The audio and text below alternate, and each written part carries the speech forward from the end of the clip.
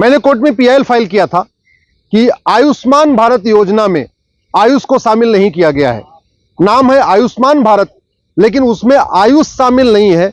Ayushman card जिसके पास है वो जो विदेशी चिकित्सा व्यवस्था है उसके अंतर्गत तो इलाज करा सकता है, लेकिन जो भारतीय चिकित्सा है, आयुर्वेद, योग, नेचुरोपैथी, वहां पे आयुष्मान कार्ड काम नहीं करता।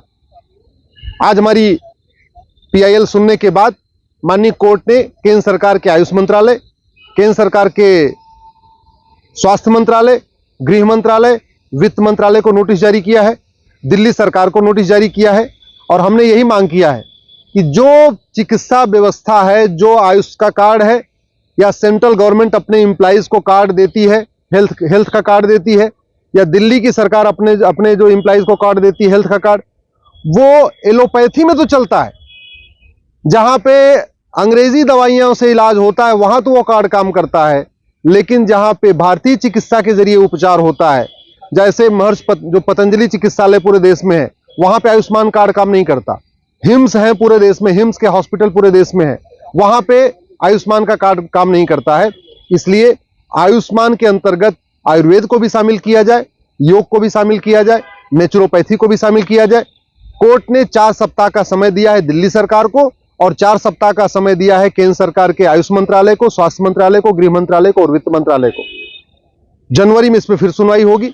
हमने ये मांग किया है कि जब हमारा जो चिकित्सा सिस्टम है हमारा हजारों साल पुराना है, एलोपैथी केवल 200 साल पुराना है, होम्योपैथी 250 साल पुराना है, सिद्धा 2000 साल पुराना, सिद्धा और यूनानी, जबकि आयुर्वेद, योग, नेचुरोपैथी ये तो हजारों साल पुराना है। महर्षि धन्वंतरी ने इसको हमें दिया हजारों साल पहले। महर्षि चरक ने अपनी चरक संहिता में बहुत सारी बीमारियों का इलाज लिखा हुआ है। महर्षि सुश्रुत ने अपनी पुस्तक में बहुत सारी बीमारियों का इलाज लिखा है। महर्षि शारंगधर ने अपनी पुस्तक में बहुत सारी बीमारियों का इलाज लिखा है। महर्षि भाव प्रकाश ने अपनी पुस्तक में बहुत सारी बीमारियों का इलाज लिखा है। महर्षि वाग्भट ने अपनी पुस्तक में बहुत सारी बीमारियों का इलाज लिखा है। महर्षि पतंजलि ने अपने योग सूत्र में बहुत सारी बीमारियों का इलाज लिखा है। लेकिन जो केंद्र सरकार अपने एम्प्लॉइज को कार्ड देती है या दिल्ली सरकार अपने एम्प्लॉइज को कार्ड देती है, वो कार्ड न तो पतंजलि में काम करता है, न हिम्स में काम करता है। और भी जो भारत में बहुत सारे केंद्र हैं जहां पे नेचुरोपैथी के जरिए इलाज होता है, आयुर्वेद के जरिए इलाज होता है, योग के जरिए इलाज होता है, प्राणायाम के जरिए इलाज होता है, वहां ये कार्ड काम नहीं करते। ये कार्ड केवल और केवल एलोपैथिक जहां पे हॉस्पिटल है, जहां अंग्रेजी दवाइयों से इलाज होता है, वहीं काम करते हैं। ये बिल्कुल गलत है। इसके कारण भारतीय चिकित्सा व्यवस्था का प्रचार प्रसार नहीं हो पा रहा है। हमने ये भी कोर्ट से कहा है कि एलोपैथी में बहुत सारी बीमारियों का परमानेंट इलाज नहीं है, जबकि नेचुरोपैथी, योग, आयुर्वेद में बहुत सारी बीमारियों का परमानेंट इलाज है।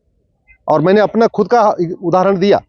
हमारे पिताजी का घुटना खराब हो गया था, मैंने एम्स में दिखाया, उन्होंने बोला घुटना ट्रांसप्लांट करना पड़ेगा। मैंने राम मनोहर लोहिया में दिखाया, उन्होंने बोला घुटना ट्रांसप्लांट करना पड़ेगा। मैंने दिल्ली के बहुत बड़े एक प्राइवेट हॉस्पिटल में है, बहुत नामी हॉस्पिटल है, वहां दिखाया, बोले ट्रांसप्लांट करना पड़ेगा।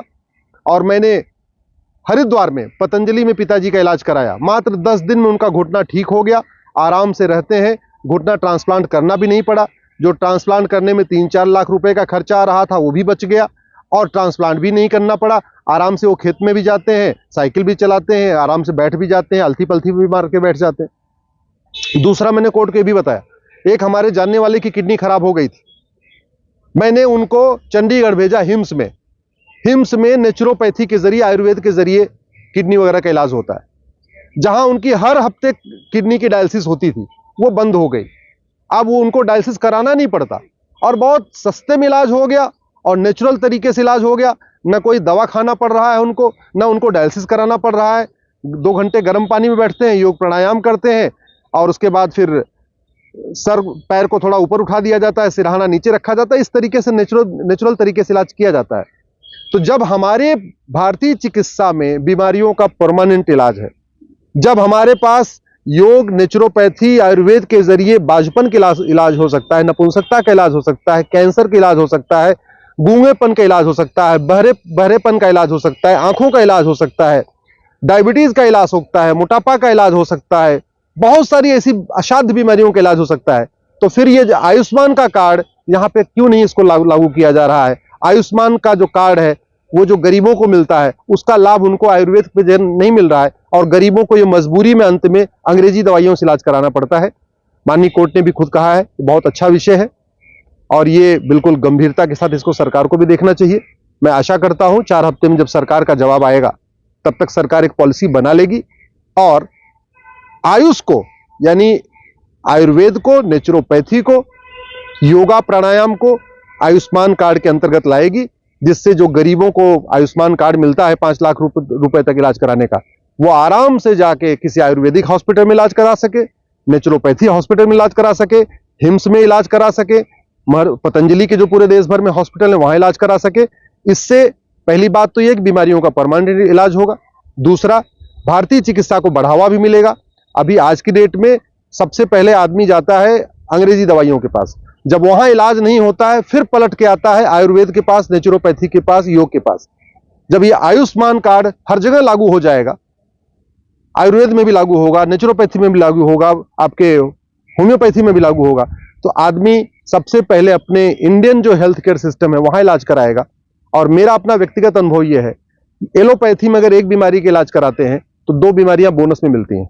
आप डायबिटीज का इलाज कराइए, साइड इफेक्ट आपके किडनी पे पड़ेगा, साइड इफेक्ट आपकी आंखों पे पड़ेगा, साइड इफेक्ट आपके घुटने पे पड़ेगा।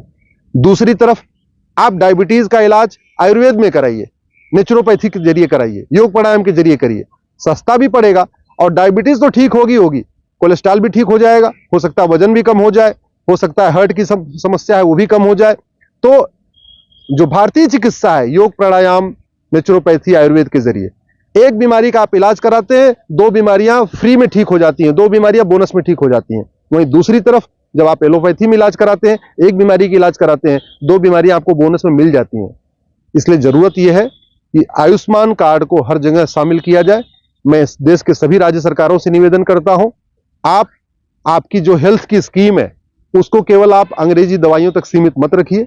आप जब हेल्थ का कार्ड बना रहे हैं अपने एम्प्लॉय का, उनको पूरी छूट दीजिए। उनको जहां अच्छा लगे, उनको आयुर्वेद में इलाज कराना हो आयुर्वेद में कराएं, होम्योपैथ में कराना है होम्योपैथ में कराएं, नेचुरोपैथी में कराना है नेचुरोपैथी में कराएं, लेकिन उनको आप मजबूर मत करिए कि वो केवल और केवल एलोपैथी में इलाज कराएं। ऐसी ही और वीडियो को देखने के लिए चैनल को सब्सक्राइब कीजिए, वीडियो को लाइक कीजिए, कमेंट कीजिए और शेयर कीजिए।